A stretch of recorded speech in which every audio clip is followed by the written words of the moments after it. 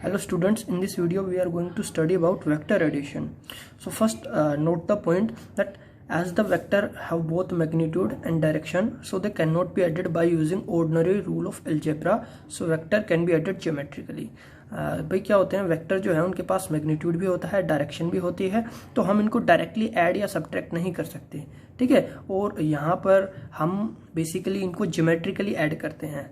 So they can not be added by using ordinary rule of algebra. यहाँ पर हम जो हमारे एल्जेब्रा के ऑर्डिनरी रूल्स है वो नहीं लगाते और इनको हम ज्योमेट्रिकली ऐड करते हैं, ठीक है। तो देखिए वेक्टर को हम किस तरह से ऐड करते हैं। तो यहाँ पर आता है हमारा general rule for vector addition, ठीक है, कि वेक्टर अगर हमें ऐड करने हैं तो उनके लिए एक जर्नल रूल है हमारे पास। So it state that the vectors to be added are arrange in such a way that so that head of first vector coincide with the tail of second vector, whose head coincide with the tail of third vector and so on। तो यहाँ पर क्या है कि भाई अगर हमारे पास बहुत सारे वेक्टर है, ठीक है, और हमें उनको ऐड करना है, so the head of first vector coincide with the tail of second vector. तो हम फर्स्ट वेक्टर के हेड को कोइंसाइड करेंगे सेकंड वेक्टर के टेल के साथ। हुज हेड और सेकंड वेक्टर का हेड हम कोइंसाइड करेंगे with the tail of third vector and so on. और इसी तरह से then a single vector drawn from the tail of first vector and head of the last vector represent the resultant vector, ठीक है। तो यहाँ पर जो फर्स्ट वेक्टर का जो हेड टेल है और लास्ट वेक्टर का हेड है, तो वो जो है वो यहाँ पर रिप्रेजेंट करेंगे हमारे रिजल्टेंट वेक्टर को। देखिए किस तरह से है भाई, अगर हमारे पास बहुत सारे वेक्टर्स है, सपोज ये हमारे पास वेक्टर है, वेक्टर ए है, वेक्टर बी है, ठीक है, ये हमारे पास मान लीजिए 3 वेक्टर्स है, ए vector, B vector, C vector. तो क्या करना है भाई, जो फर्स्ट वेक्टर है, ठीक है, फर्स्ट वेक्टर की जो हेड है उसको कोइंसाइड करना है टेल ऑफ सेकंड वेक्टर। तो ये हमारा फर्स्ट वेक्टर है, इसका जो हेड है इसको हमें कोइंसाइड करना है, मिलाना है टेल ऑफ सेकंड वेक्टर। तो इसको एज इट इज उठा के हम यहाँ पर रख देते हैं इस तरह से, और इसके हेड को हमने इसके टेल से मिला दिया, ठीक है। इसका जो एंगल है वो बिल्कुल चेंज नहीं करना है। तो ये हो गया हमारा वेक्टर बी। फिर क्या करना है, head of second vector coincide tail the second coincide with the tail of second vector third vector. तो इसका जो हेड है उसको कोइंसाइड करना है थर्ड वेक्टर के टेल के साथ। तो इसको एज इट इज उठा के यहाँ पे ऐसे रख देना है, ठीक है ना। तो इसका मैग्नीट्यूड चेंज करना है और ना ही इसकी डायरेक्शन चेंज करनी है। ये हो गया हमारा सी वेक्टर, ठीक है। तो यहाँ पर क्या किया हमने भाई, सेकंड वेक्टर के टेल को कोइंसाइड किया फर्स्ट वेक्टर के हेड के साथ, फिर थर्ड वेक्टर के टेल को कोइंसाइड किया सेकंड वेक्टर के हेड के साथ। तो यहाँ पर जो हमें रिजल्टेंट मिलेगा वो होगा फर्स्ट वेक्टर का टेल और जो आपका लास्ट वेक्टर है उसका हेड। तो ये जो है ये हमें एक रिजल्टेंट वेक्टर देगा। ये क्या है, ये हमें एक रिजल्टेंट वेक्टर देगा। मतलब ये जो इन तीनों का जो इफेक्ट है और इसका जो इफेक्ट है रिजल्टेंट में, अगर इसको आर लिख देता हूं तो इन तीनों का जो इफेक्ट है और इसका जो इफेक्ट है ये बराबर होगा, ठीक है। तो यहाँ पर ये इन तीनों का इफेक्ट इस रिजल्टेंट के बराबर होगा। इस तरीके से यहाँ पर हम वेक्टर एडिशन करेंगे। तो यहाँ पर मैं लिख सकता हूँ vector R equals to vector A plus vector B plus vector C and plus vector T, ठीक है। इस तरीके से यहाँ पर हम रिजल्टेंट निकालते हैं। So this is the general rule of vector addition. इस तरीके से भाई अगर हमारे पास कितने भी वेक्टर्स है तो इस तरीके से हम उनके हेड और टेल को कोइंसाइड करके हम एक रिजल्टेंट वेक्टर जो है वहां पर निकाल सकते हैं। So vector addition by geometrical method, इसको पढ़ते हैं हम। हम यहाँ पर 3 केसेस पे बात करेंगे। Number 1, when 2 vector are acting in the same direction. जब हमारे पास 2 वेक्टर्स है, दोनों सेम ही डायरेक्शन में एक्ट कर रहे हैं, ठीक है, दोनों की जो डायरेक्शन है वो सेम है। So let 2 vector A and B are acting in the same direction. हमने माना हमारे पास 2 वेक्टर है, this is vector A and this is vector B and both are in same direction. So we have to find their resultant vector. हम दोनों को add करना है, दोनों का रिजल्टेंट निकालना है। So to find the resultant निकालने के लिए coincide the tail of B. तो सेम हमारा रूल है, coincide the tail of B with the head of A. जो बी वेक्टर है इसका जो टेल है उसको कोइंसाइड करेंगे ए वेक्टर के हेड के साथ। तो इस बी वेक्टर को हमने उठा के यहाँ पर रख दिया, या इस बी वेक्टर की टेल को उठा के ए वेक्टर के हेड पर रख दिया। तो ये हमारा ए वेक्टर था, यहाँ पर ये आ गया हमारा बी वेक्टर। अब यहाँ पर देखिए जो रिजल्टेंट है वो क्या हो जाएगा, ए प्लस बी, ठीक है। यहाँ पर ये जो है जो रिजल्टेंट है ये हम एक सिंगल वेक्टर से रिप्रेजेंट कर सकते हैं, ठीक है। So the single vector R can be drawn from the tail of A to the head of B and give the resultant vector R. तो देखिए यहाँ पर क्या था, सेम हमने जनरल रूल लगाया है कि सेकंड वेक्टर जो था उसका जो टेल था उसको कोइंसाइड किया है फर्स्ट वेक्टर के हेड के साथ, then the tail of first vector and head of last vector will give the resultant. तो देखिए फर्स्ट वेक्टर का टेल और लास्ट वेक्टर का हेड, तो ये हो गया हमारा रिजल्टेंट वेक्टर आर। और यहाँ पर मैं लिख सकता हूँ R equals to vector A plus vector B. So vector R equals to vector A plus vector B, and ये जो है ये हमें मिल गया हमारा रिजल्टेंट। और यहाँ पर जो रिजल्टेंट है, ठीक है, इसका जो इफेक्ट होगा और ए प्लस बी इन दोनों का जो इफेक्ट होगा, दोनों का सेम इफेक्ट होगा यहाँ पर। The magnitude of resultant vector will be, और जो रिजल्टेंट वेक्टर है उसका जो हम मैग्नीट्यूड निकालते हैं वो क्या होगा। सो ये जो मैग्नीट्यूड है this will be magnitude of R is equals to magnitude of A plus magnitude of B. ठीक है, यहाँ पर जो आर है उसका जो मैग्नीट्यूड है उसको लिख देना है, ए का मैग्नीट्यूड को लिख देना है, बी के मैग्नीट्यूड को लिख देना है और डायरेक्ट ऐड कर देंगे तो ये जो है हमें आर का मैग्नीट्यूड मिल जाएगा। ठीक है, अब ये देखिए ये जो हमने रिजल्टेंट का मैग्नीट्यूड निकाला है, हम हर केस में इस तरह से नहीं निकाल सकते। ठीक है, ये जो दो केसेस है, एक तो जब वेक्टर सेम डायरेक्शन में ऐड करेंगे, एक जब वेक्टर अपोजिट डायरेक्शन में होंगे, तभी हम ये जो रूल है यहाँ पर लगाएंगे। तो इस केस में ये जो है हम यहाँ पर लिख सकते हैं कि जो रिजल्टेंट है डायरेक्ट ए प्लस बी लिख सकते हैं यहाँ पर हम। ठीक है, नेक्स्ट बात करते हैं when two vectors are acting in the opposite directions. जब हमारे पास दो वेक्टर है दोनों अपोजिट डायरेक्शन में है, लास्ट में हमारे पास दो वेक्टर थे सेम डायरेक्शन में थे, अभी हमारे पास वेक्टर ए जो है इसकी डायरेक्शन ये है और वेक्टर बी जो है इसकी डायरेक्शन ये है।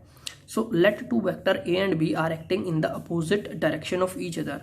Consider two vector A and B both are acting in the opposite direction of each other and we have to find their resultant. So to find the resultant coincide the tail of B with the head of A. तो same rule है, जो B का जो tell है उसको coincide करना है head of A के हेड के साथ। तो ये जो वेक्टर है इसको उठा के यहाँ पर रख देना है, इसका टेल और इसका हेड coincide कर जाएगा, मिल जाएगा, और ये जो है वेक्टर यहाँ पर आ गया। ठीक है, हमारा ये पूरा वेक्टर A था और हमने B को उठाया यहाँ पर रख दिया, ये हमारा आ गया वेक्टर B। अब यहाँ पर रिजल्टेंट क्या हो जाएगा। So to find the resultant coincide the tail of B with the head of A. तो रिजल्टेंट निकालने के लिए क्या करना है, फर्स्ट वेक्टर का टेल और लास्ट वेक्टर का हेड। तो ये क्या हो गया, ये हो गया हमारा रिजल्टेंट। तो ये रिजल्टेंट मैंने यहाँ पर बना दिया, और यहाँ पर ये जो रिजल्टेंट है ये कितना हो जाएगा, रिजल्टेंट ये होगा A minus B, A minus B होगा यहाँ पर resultant. So then single vector R is the resultant of A and B. So R equals to vector A plus, अब सिंस वेक्टर बी जो है इसकी डायरेक्शन अपोजिट है, और जब अपोजिट डायरेक्शन है तो मैं इस बी को यहाँ पर लिख सकता हूँ माइनस बी। ओके, और इस तरीके से यहाँ पर हम जो हमारा रिजल्टेंट है उसको आप लिख सकते हैं vector A minus vector B. तो जब वेक्टर अपोजिट डायरेक्शन में ऐड करते हैं, ठीक है, अपोजिट डायरेक्शन में होते हैं और दोनों एक दूसरे के पैरेलल होते हैं, तो उस केस में हम यहाँ पर R is equals to A minus B direct करके जो है रिजल्टेंट निकाल सकते हैं।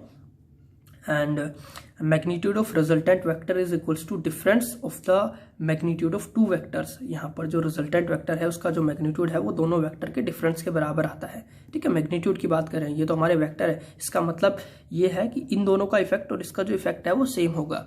ठीक है, बट जो इसका जो हम मैग्नीट्यूड निकालेंगे वो मैग्नीट्यूड क्या होगा, मैग्नीट्यूड केवल इसके जो लेंथ है वो होगा यहाँ पर। सो ये हो गया इसका मैग्नीट्यूड, और यहाँ पर आर का मैग्नीट्यूड, ए का मैग्नीट्यूड और बी का मैग्नीट्यूड तो डायरेक्ट हम माइनस करके निकाल सकते हैं। जैसे पिछले केस में हमने R equals to A plus B करके निकाल लिया था, यहाँ पर भी हम R equals to A minus B करके मैग्नीट्यूड निकाल सकते हैं कि ये रिजल्टेंट वेक्टर जो है इसका कितना मैग्नीट्यूड है।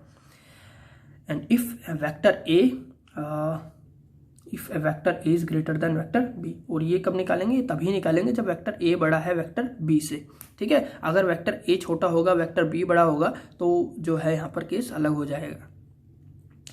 थर्ड बात करते हैं हम when two vector act at some angle. जब दो हमारे वेक्टर्स हैं दोनों किसी एंगल पर एक्ट कर रहे हैं, तो यहाँ पर let two vector A and B are acting at some angles.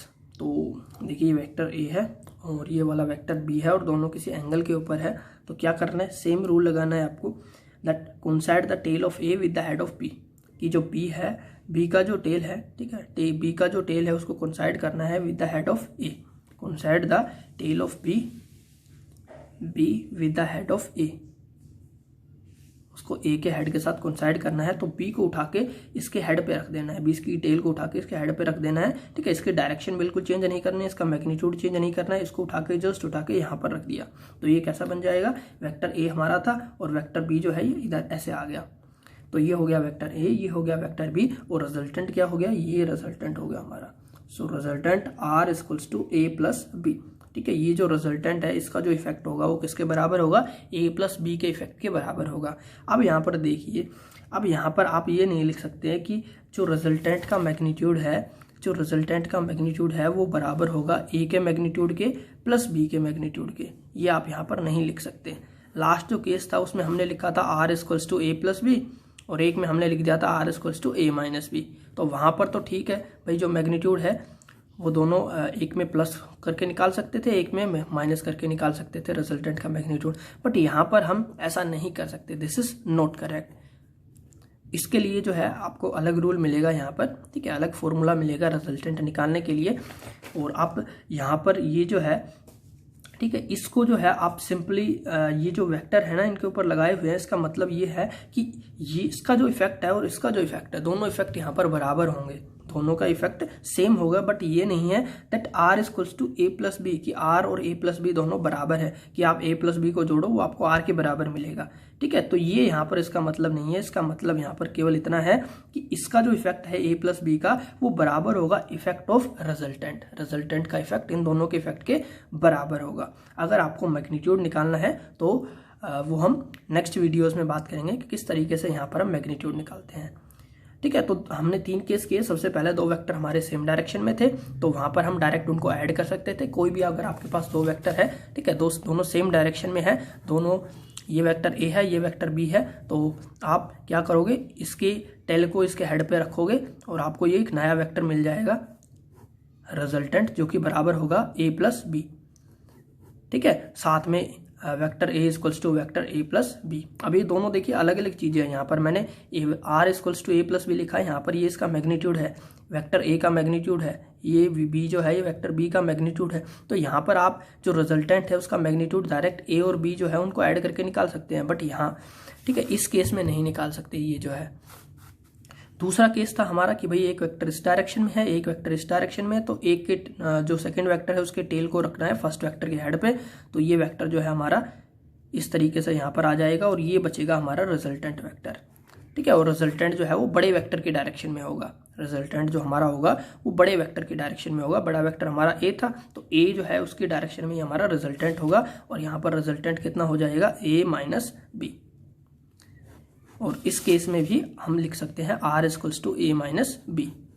ठीक है, थर्ड केस में हमने किया कि 2 वेक्टर है किसी एंगल के ऊपर है, तो क्या करना है, सेकंड वेक्टर को उठाना है, इसके हेड पे रखना है, उसके मैग्नीट्यूड को और उसके डायरेक्शन को चेंज नहीं करना है। तो ये जो हमारा रिजल्टेंट है ये क्या होगा, ये बराबर हो जाएगा जो फर्स्ट वेक्टर है प्लस जो सेकेंड वेक्टर है, दोनों के बराबर हो जाएगा। बट इसका मतलब ये नहीं है that R equals to A plus B, ये बिल्कुल नहीं है।